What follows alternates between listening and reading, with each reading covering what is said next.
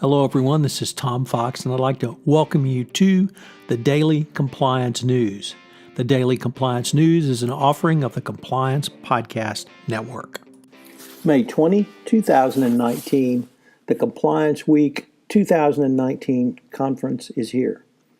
First up, what happens when the president of a country demands that another country pay him to stay in a hotel he owns in that country? Well, that's a situation that Ireland finds itself in with a proposed visit by the Trump administration. Donald Trump has said that he will only come to Ireland if they stay at his resort, Doonbeg, and have events there. Obviously, this is to publicize this resort. The Irish government finds this to be a conflict of interest and is, quote, uncomfortable, end quote, in doing so. There's no political reason to do this. Nothing particularly special about this resort other than it's owned by the Trumps. So it's going to be interesting to see if he refuses to go to Ireland unless they pay to publicize his resort. Next up, continuing the Trump theme, the New York Times has just a devastating piece on Deutsche Bank and seeing suspicious activity in the accounts of Trump and Kushner in 2016 and 2017, reporting that the transactions involved multiple entities controlled by Trump and his son-in-law Jared Kushner.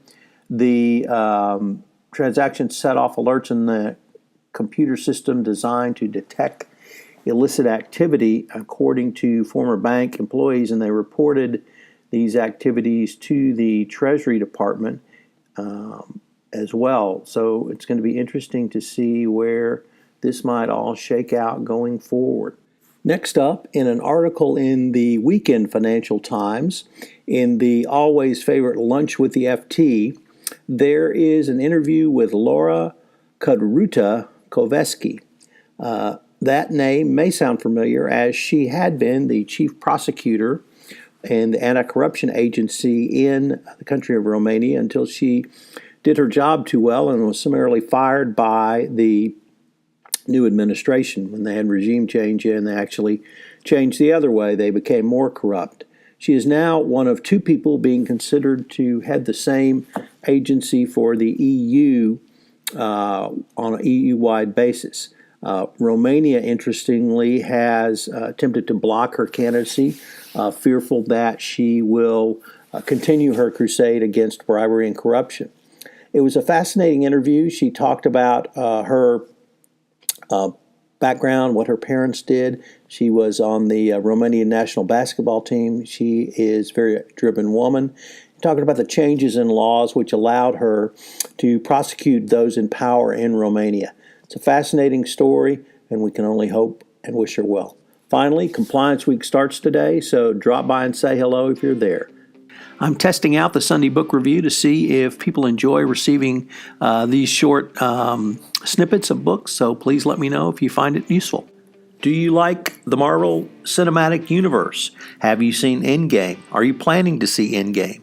Whatever the answer is to all of those questions, I hope you will join Jay Rosen, Sean Friedland, and I on Popcorn and Compliance, which was recently released. Finally, the Everything Compliance gang was at full strength to take on a one-topic episode.